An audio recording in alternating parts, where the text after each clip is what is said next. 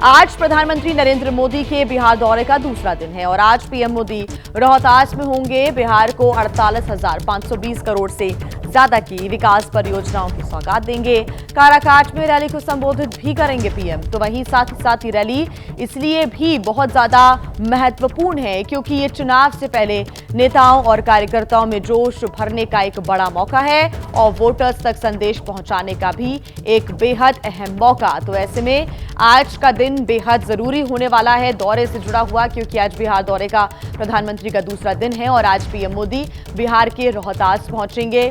यहां पर कई परियोजनाओं का शिलान्यास होगा। 48,520 करोड़ की ऐसी परियोजनाएं हैं जिनकी शुरुआत होने जा रही है और बिहार को ये सौगात मिलने जा रही है। ये दौरा बेहद जरूरी क्योंकि चुनाव से पहले नेताओं और कार्यकर्ताओं में जो बीजेपी के कार्यकर्ता हैं जो कि लगातार बिहार में बीजेपी को मजबूत करने के लिए कार्य कर रहे हैं, उनमें जोश और वोटर्स तक संदेश, ये बड़ा मौका होगा। प्रधानमंत्री नरेंद्र मोदी आज पहुंचेंगे रोहतास, जहां पर वोटर्स और कार्यकर्ताओं के अंदर एक बड़ा संदेश देने की कोशिश होगी।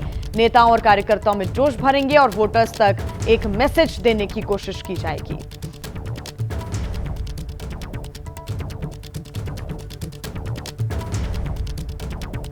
तो प्रधानमंत्री नरेंद्र मोदी का मिशन बिहार, इससे जुड़ी अहम बातें आपको हम बता दें। आज रोहतास में कई विकास परियोजनाओं का उद्घाटन होने जा रहा है।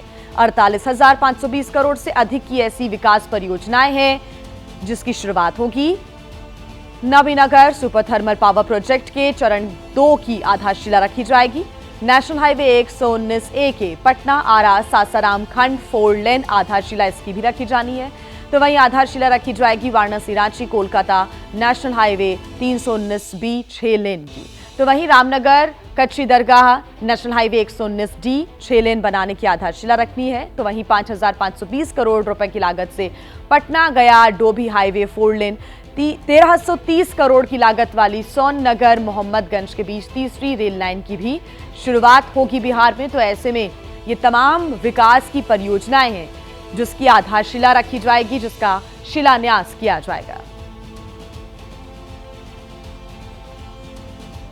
तो प्रधानमंत्री नरेंद्र मोदी आज रोहतास में पार्टी नेताओं और कार्यकर्ताओं में आगामी चुनाव को लेकर जोश भरेंगे, उनका मार्गदर्शन करेंगे। लेकिन इन सब के पहले कल पीएम मोदी पटना में मौजूद थे और शानदार रोड शो उन्होंने निकाला। उसके बाद ही पार्टी दफ्तर में नेताओं के साथ उन्होंने एक अहम बैठक भी की। करीब 1.25 घंटे तक ये मैराथन मीटिंग चली और आगामी चुनाव में जीत का मंत्र इस बैठक में दिया गया। कल उनके दौरे का पहला दिन था और आज उनके दौरे का दूसरा अहम दिन है।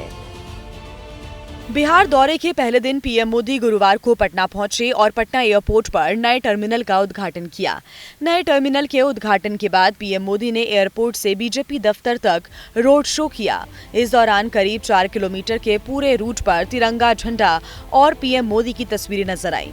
इस रोड शो में ऑपरेशन सिंदूर की सफलता की झलक भी दिखी।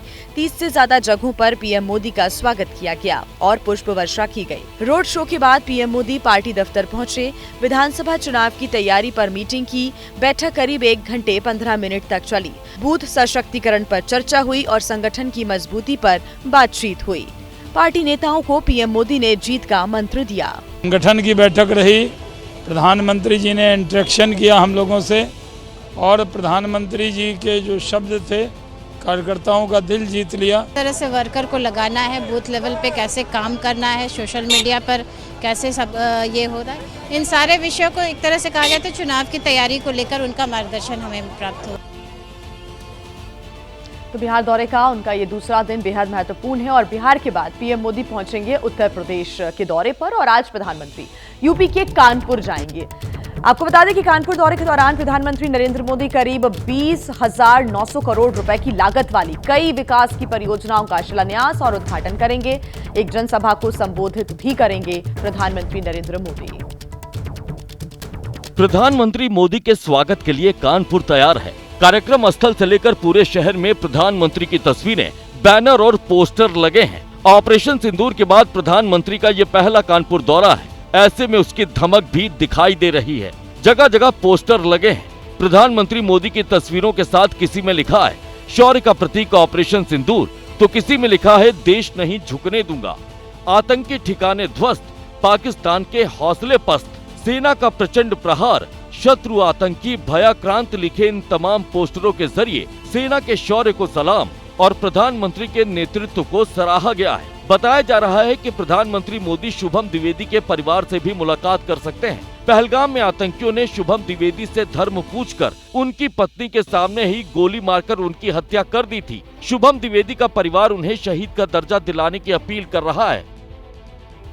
तो वहीं देखिए, कानपुर दौरे के दौरान प्रधानमंत्री नरेंद्र मोदी करीब 20,900 करोड़ की लागत वाली कई विकास परियोजनाओं का शिलान्यास उद्घाटन करेंगे। एक जनसभा को भी वो यहां संबोधित करेंगे।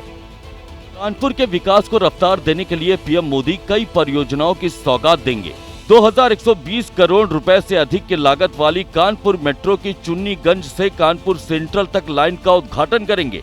इसमें चुन्नीगंज नवीन मार्केट, बड़ा चौराहा, नयागंज और कानपुर सेंट्रल समेत 5 अंडरग्राउंड स्टेशन हैं। कि कानपुर सेंट्रल से लेकर आईआईटी कानपुर तक निर्बाध कनेक्टिविटी हमको मिलने वाली है। तो 9 स्टेशन पहले जो इसमें मेट्रो चल रही थी, आईआईटी कानपुर से मोती झील, उसके बाद 5 स्टेशन और जुड़ गए हैं।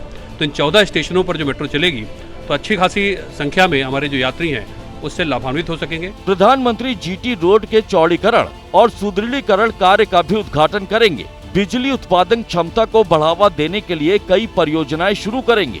8300 करोड़ रुपए से अधिक की लागत वाली 660 मेगावाट की Panki thermal power extension project का उद्घाटन करेंगे।